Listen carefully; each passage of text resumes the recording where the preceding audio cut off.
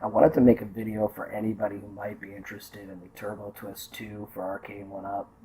I had questions, and I saw some people out on the Arcade1Up fan site also had questions, so I thought a video might help.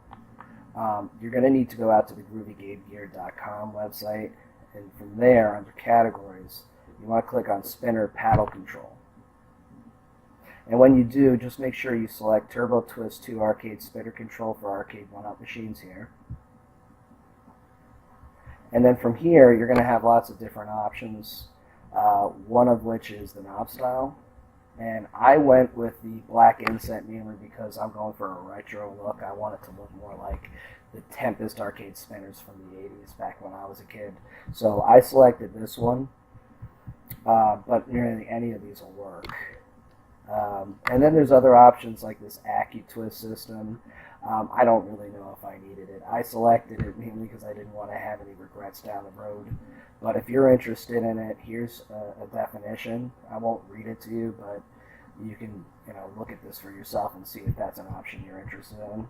Two options I think are really the most important ones, at least to me, was the energy storage cylinder, which what that does is when you release the spinner, it'll actually keep spinning, which is, again, a lot like the retro spinners from back in my day. And you're also going to want this mounting plate because if you're going to be replacing your stock spinner from the 12-in-1 or the Asteroids machines, you're going to need that as well. So from here, you're basically ready to go. You just go ahead and order it. Okay, this is the spinner. And you can see at the bottom you have that energy storage cylinder, which allows it to keep spinning after you release.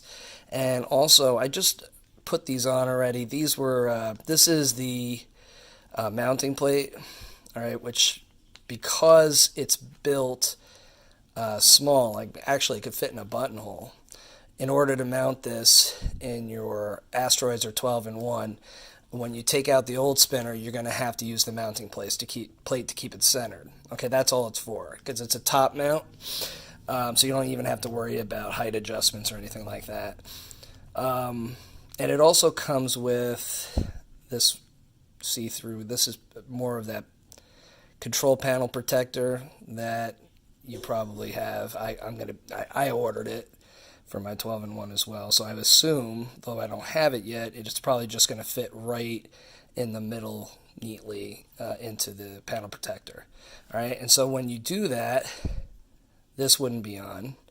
But when you do pop it into the spinner slot, you just have to tighten this down, like so.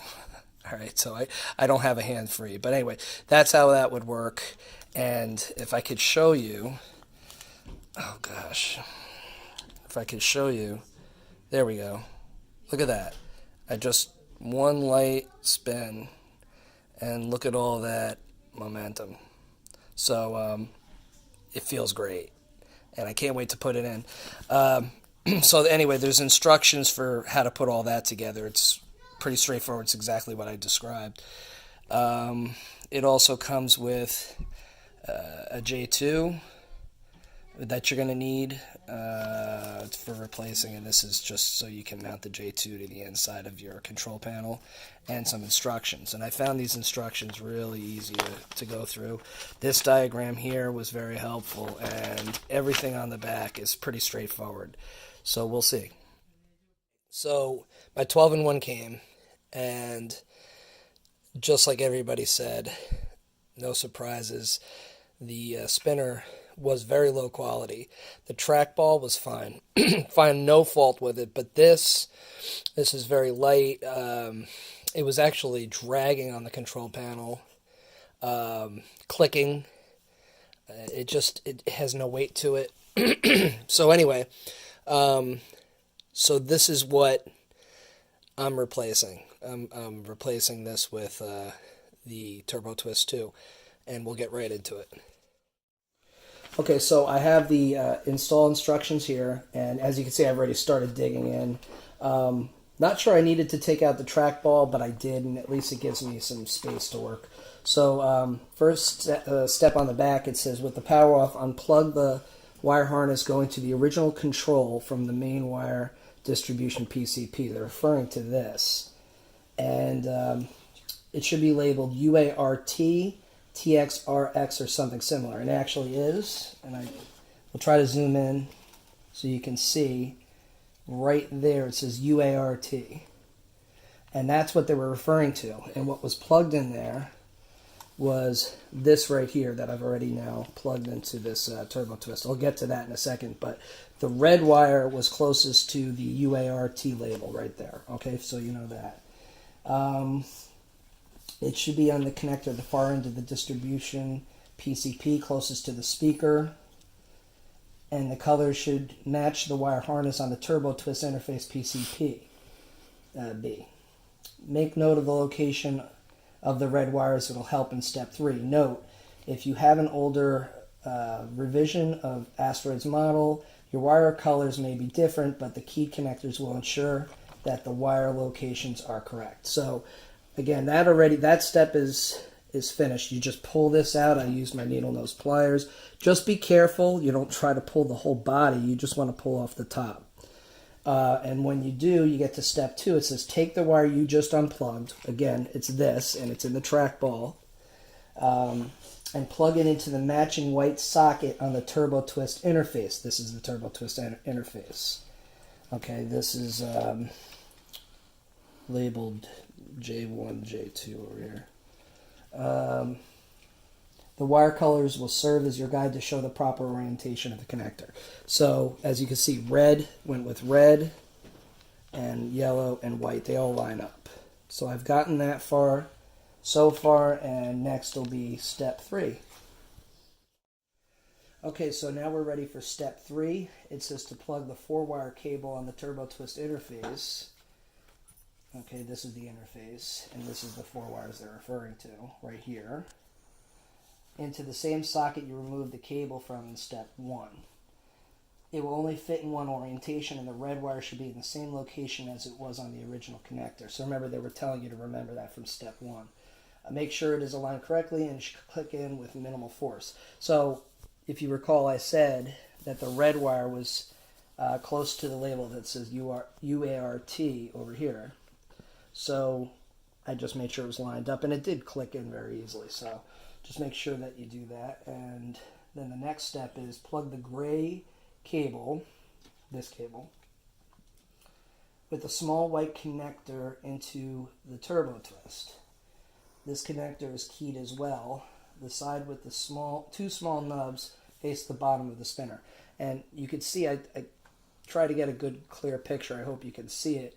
There's 2 nubs, and those have to face down. This is down. So just make sure you get it that way.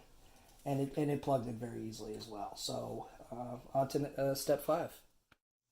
Okay, so step 5, it says to use included spacers and screws to mount the TurboTwist interface PCB to the underside of the panel in a free space of your choosing.